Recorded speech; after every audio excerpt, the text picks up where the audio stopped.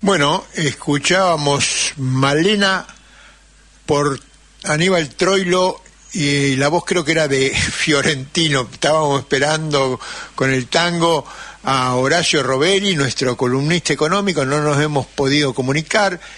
Dayana sigue insistiendo a ver si logramos la comunicación con Horacio. Esperemos que esté bien, porque a veces tiene algunos problemas de salud que le imposibilitan hacer algunas cosas. Pero bien, hoy es 1 de julio de 2024, hace 50 años que murió el expresidente, 3 veces presidente de la República Argentina, Juan Domingo Perón, uno de los personajes políticos más importantes de toda la historia argentina.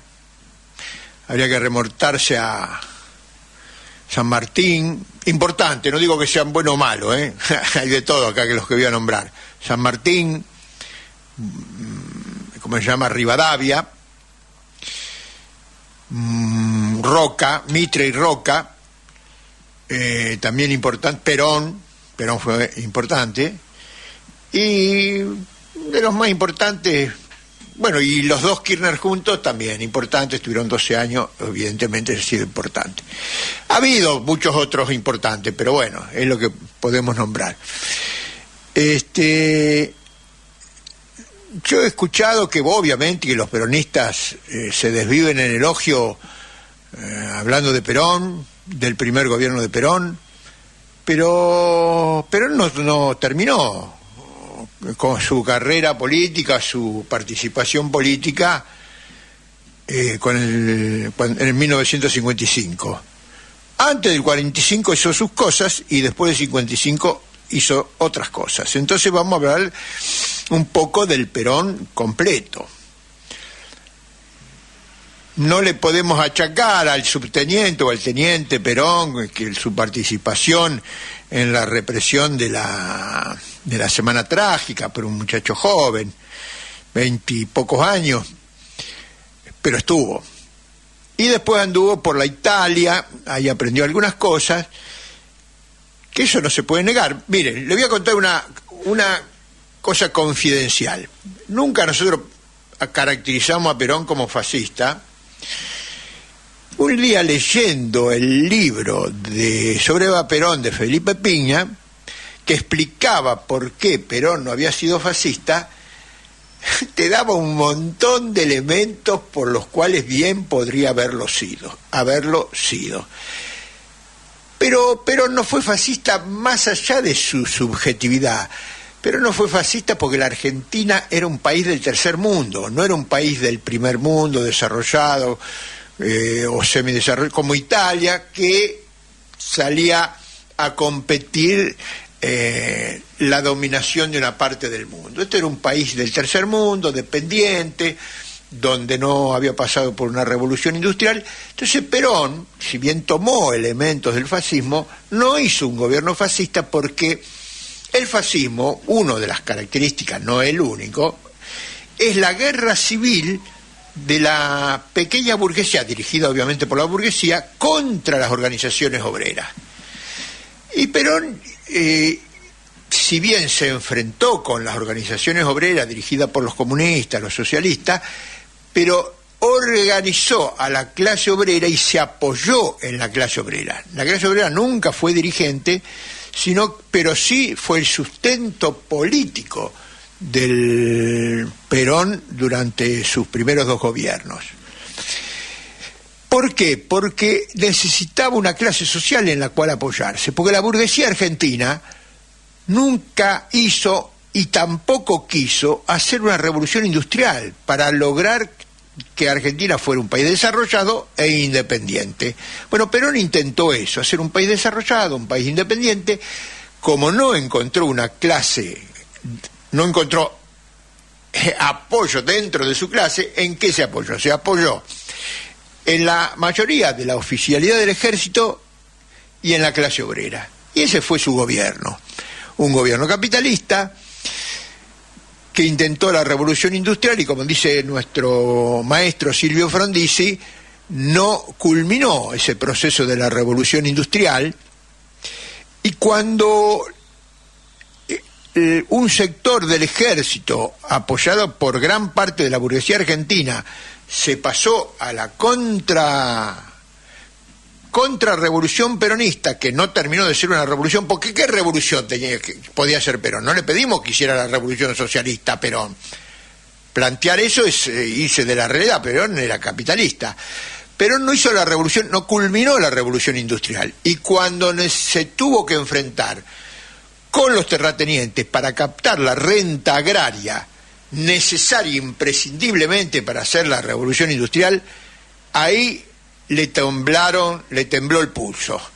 Y cuando una parte importante de la oficialidad del ejército se le enfrentó, fue al combate, fue al enfrentamiento, pero después de algunos días de combate, del 15, 16 de septiembre del 55, el 21, creo que fue el 21, Perón toma la cañonera paraguaya y se va al exilio. Tenemos a Horacio Robelli. Termino con esto, menos mal que Horacio no escuche porque él no va a estar de acuerdo, pero no importa. Con eso los acuerdos son para el futuro con Horacio. Termino con esto.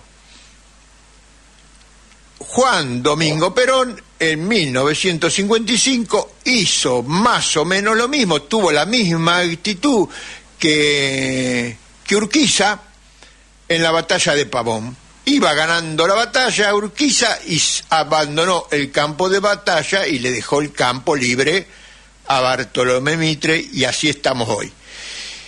Más o menos lo que acabo de describir del 55, la actitud de Perón fue parecida. Bueno, Horacio, te perdiste el tangazo que trajimos para hoy. Malena por Troilo y creo que Fiorentino. Fiorentino, hermosísimo. Si lamento no haberlo podido escuchar. Escuchame, yo estoy de acuerdo con lo que decís vos de Perón. Por supuesto. Huyó cobardemente y no enfrentó al enemigo y así se perdió una oportunidad histórica hermosísima, porque fue el 55. Yo estoy completamente de acuerdo con lo que decís vos. No, ahora me acordé que no es con Perón que tenemos diferencias. Sí, ahora me acordé. Claro, sí. Tenemos diferencias con respecto al radicalismo de Ilía, pero no al peronismo. ¿Al radicalismo de quién? El de Ilía, con el gobierno de Ilía, ahí tenemos diferencia. No tanto, porque Ilía dentro de los gobiernos capitalistas fue de los mejorcitos. Un tipo noble, y lo echan los laboratorios y los petroleros. Sí, claro. Lo echan los laboratorios medicinales y las compañías petroleras. En el año 67 estuve en la puerta de la casa de Ilía en Cruz del Eje, cuando todavía era radical. Muy bien por vos. Si no tenés que haber dejado nunca. Bueno. De haber sido radical. Escúchame, mirá. Te voy a hacer una pregunta que seguro vos vas a hablar de esto. Pero yo te hago la pregunta. Recién tuvimos editorial BIS, hablamos de el problema de la carencia de dólares del gobierno, que más o menos la cuestión en pesos más o menos la lleva de alguna manera. Esta segunda etapa, te preguntamos acá, esta segunda etapa que dice, que dijo Milei, que van a empezar ahora de Misión Cero y todo esto, es medio mentiroso. En realidad lo que van a hacer es profundizar lo que vos has venido explicando en este programa de la transferencia de las LELIC, las LEVAC, los pases pasivos, terminar de transferírselo del Banco Central al Tesoro Nacional. Y bueno, no es menor, pero no va a solucionar el problema de los dólares esto. ¿Qué decís vos? Completamente de acuerdo, tal cual lo decís vos, lo está diciendo vos, y es verdad. Esto es la solución a la bomba de la LELIC, pasando para que no quiebre los bancos, para que no quiebre el banco Credicop. El 80% de los depósitos que captaba el banco Credicop compraba LELIC, Notalic o pase pasivo, le compraba títulos al Banco Central. El 80%. Por eso no hay crédito para nadie. Todos los bancos El Credicop era el peor de todo, Macro tiene el 72%, Macro, no hay crédito para nadie, porque se pasaron financiándolo al Banco Central. Y el Banco Central esa plata no usó para nada. No usó absolutamente para nada. No es que agarró esa plata y financió la construcción de vivienda o se utilizó para recuperar el Puerto Rosario. No se usó para nada. O tener nuestra propia moneda.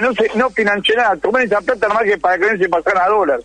Toda esa plata, toda esa deuda, lo dijo Bausini en la conferencia de prensa que hicieron el viernes después de haber aprobado, el viernes pasado después de haber aprobado el RIGI.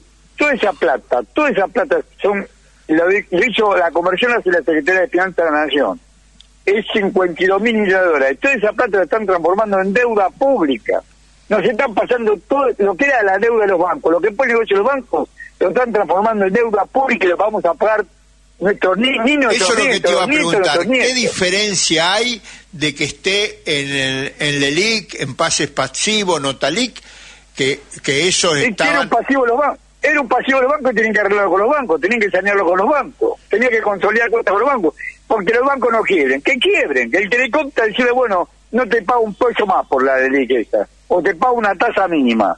Si pierden plata, que pierdan plata, ganaron fortuna sin correr ningún riesgo, tienen bonitas sucursales para captar depósitos. Gere, después lo escuchás hablar, parece Lenin en octubre del 17, es el más asqueroso de los capitalistas, el más parásito y rentista que de los banqueros es Carlos Heller, el más parásito y rentista de los banqueros, el 80% de los depósitos, 80% de los depósitos tienen captado en letras.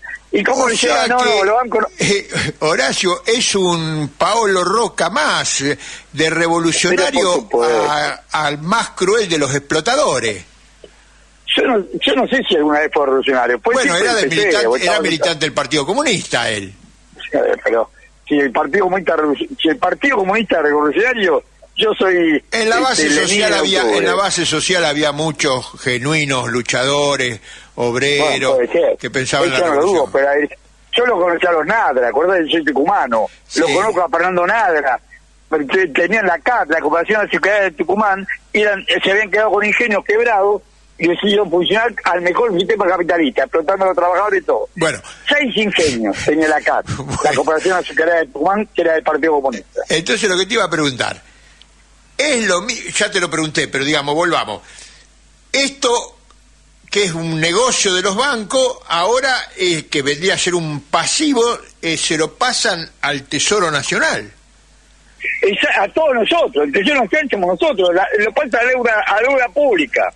Todo el negocio de los bancos se lo pasa impunemente a la deuda, por eso que guarda silencio, cobarde silencio, guarda todo el gobierno anterior. Alberto Fernández, Massa, a la viuda, ninguno otro, de esto no se dice, de esto no se habla. Toda la bomba de la ley que produjeron Miguel Ángel Pérez y todo el directorio del Banco Central tiene que estar enjuiciado por sospecha de cohecho, por sospecha de coima, de cohecho. ¿Por qué? Porque no van a ser gratis este regalo. Yo como decía, bueno, lo terminarán pagando los bancos. No, si les piden, ganaron fortuna, sin hacer nada, ganaron altas tasas de interés, captaban depósitos y la diferencia la hacían el 80% de los depósitos del banco Credicop, se da vuelta y se lo prestaba al Banco Central, ganando diferencial de tasa, por eso solamente por tener la patente de corso de ser un banco.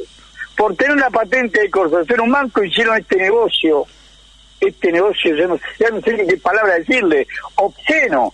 Y en el mayor de la silencio, hipócritamente le pasan toda esa deuda al Tesoro de la Nación que somos nosotros. Toda deuda pasa a ser todo deuda pública.